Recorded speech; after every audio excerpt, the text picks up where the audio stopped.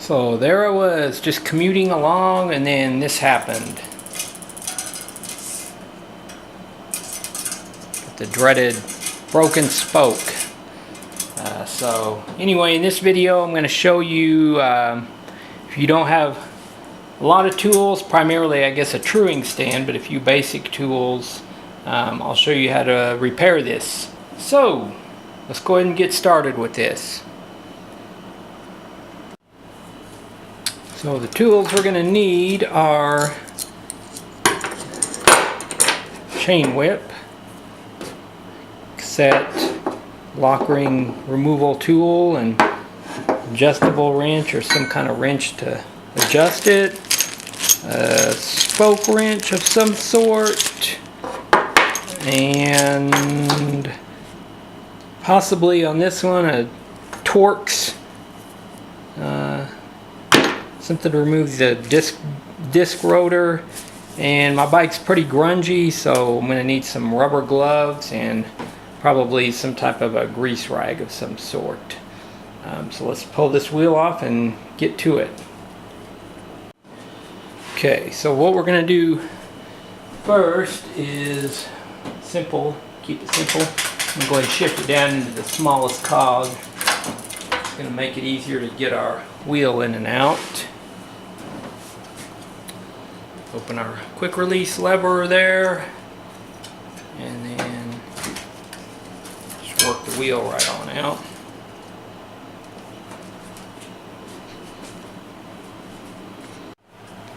So one question you may have is just, why can't we put a new spoke in while the wheel's on the bike?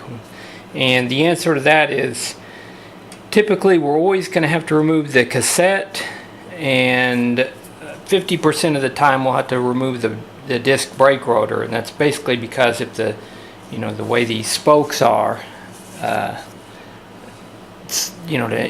feed the spoke through, half of them are going to insert through this way, and then half are going to go through that way. If that goes through and you have to bend it around, there's no way to get it around the rotor. And pretty much all the ones on the cassette side, there's no way to get them in or out with that cassette being in the way. So this particular spoke is broken on the cassette side, or what we would call the drive side there. So what we're going to do first is go ahead and remove our quick release skewer.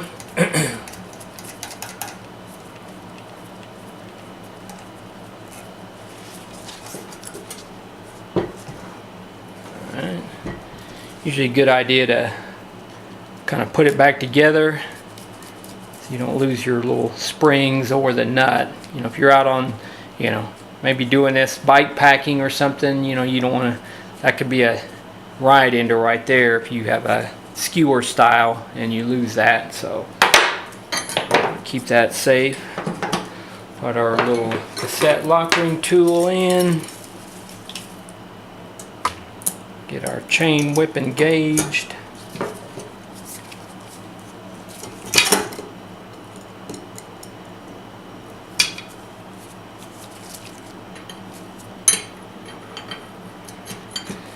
Some folks like to leverage these apart and put your weight into it on the ground. I prefer to just get them where these are, it kind of forms a V there, and you can just squeeze that together.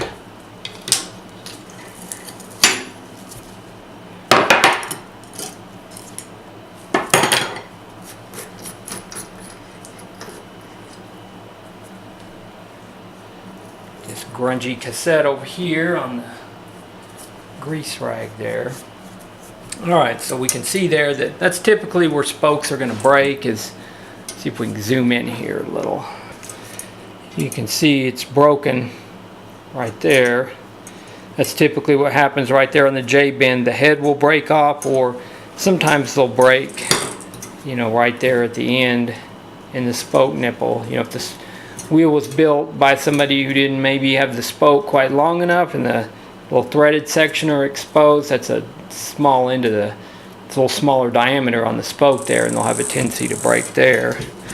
The proper way to do this, if I was at the shop, would be to remove the tire tube, pull the spoke and everything out, and put a new spoke in, put it in the truing stand, and we'd be good to go. But I don't have a truing stand here at my apartment, so what we're going to do is basically just unthread this. You know, sometimes if you're out riding and you twist the spoke around, it's, you know, going to be difficult to measure it, so there's a couple different methods here that we can do. So basically what I've done is unthreaded the spoke there from the nipple, and luckily on this particular rim it's not too deep there, so we're not going to lose our spoke nipple inside of the rim. If it's a deeper rim, you're probably going to have to remove the tire and everything, because the spoke nipple, it's, you know, unless you can somehow just hold it in place, it's going to probably want to fall up into the rim at some point. So it just depends on your rim. If you have a shallower rim, you can do it like I'm doing it here. So if your spoke is straight enough there, we can just go off of the, you know, right where the J bend, basically you can kind of see where it's starting, and you know the spoke's basically straight enough for me to tell that that's probably about a 291, 292 spoke.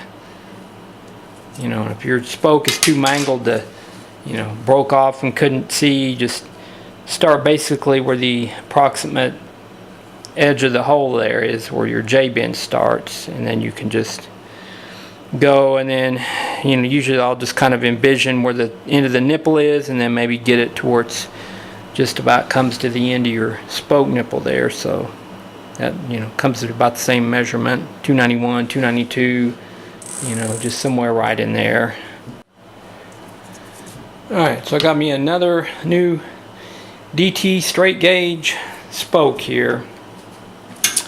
So, you know, just by looking, you know, if you alternate the spoke holes, you can see, you know, this one comes from, you know, the inside and then wraps around. That one goes through that way and then wraps around. So our, you know, between those two, we can see that this one's going to come out and basically go just like so. So we're not going to have to remove our rotor. There's our hole. We're just going to go right through the rotor, right through those holes there. You may have to maybe tweak it a little here or there. See where we can get in here. There we go. Work it on through there. Wrap it over. We're going to pass under this spoke, so I like to generally try to do this without bending the spoke as much as possible there. So we've got that there, and then now we can just thread it into our nipple.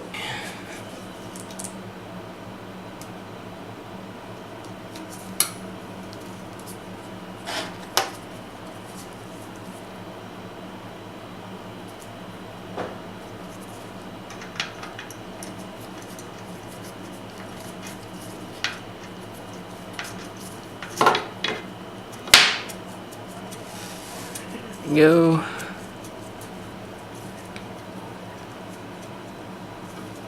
Okay, so basically we've got that started. So what we're going to do now is actually put this back in the bike, and then we'll kind of use our bike as a truing stand there.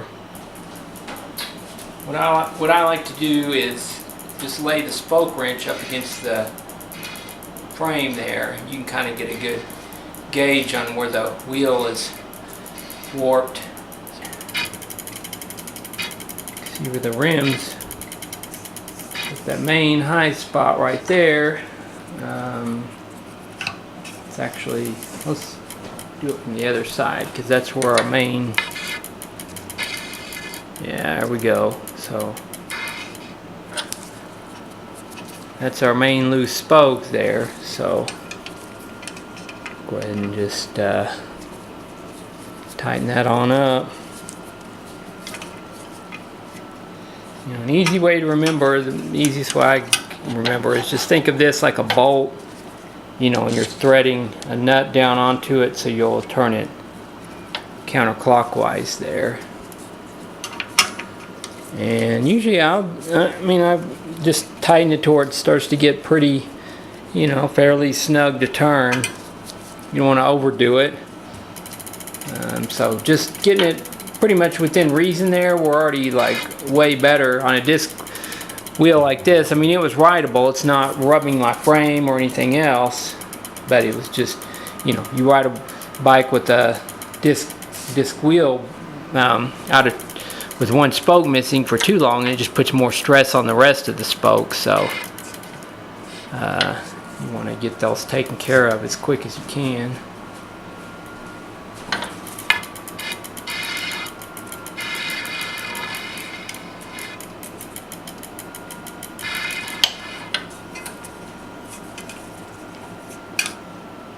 That's still our spoke. Get a little tighter there and do another turn. I mean, that's already pretty dang straight to where I don't think you would ever notice it.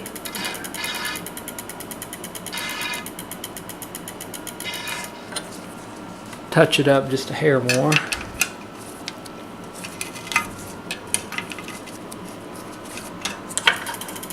And this particular wheel, this is my bike frame that I built a couple of years ago, and I think I've got a little over 4,000 miles on it now.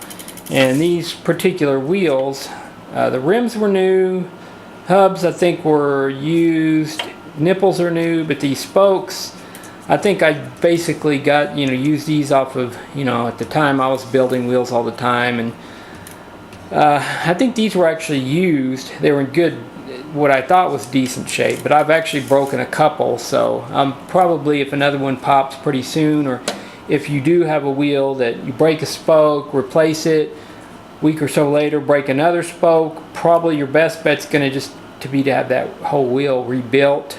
That's another story altogether, but yeah, that's this thing here. It's, just by tensioning that one spoke there, we're already within, touch it up a little bit both sides, but we're already within, half a millimeter of this thing being laterally super straight. So I'm okay with this how it is. Touch it up just a tiny touch more, but yeah, anyway, that's basically what's involved. If you do break a spoke, if you want to, fix it yourself without a truing stand, the main thing is get a precise measurement of the spoke as you break it and such, and that's going to be you don't want to get it too long where it goes up past, possibly get into the tire or something else, especially if you have a single wall rim. But definitely you don't want it too short. So if you can get a super accurate measurement, that's your best bet. But otherwise, that's going to do it on this video. Please comment down below if you have any suggestions, questions, anything you didn't like, what you did like. If you didn't like the video, especially tell me why in the comments. That would be helpful so that I can make better videos next time. But anyway, that's going to do it for this one. And thanks for watching.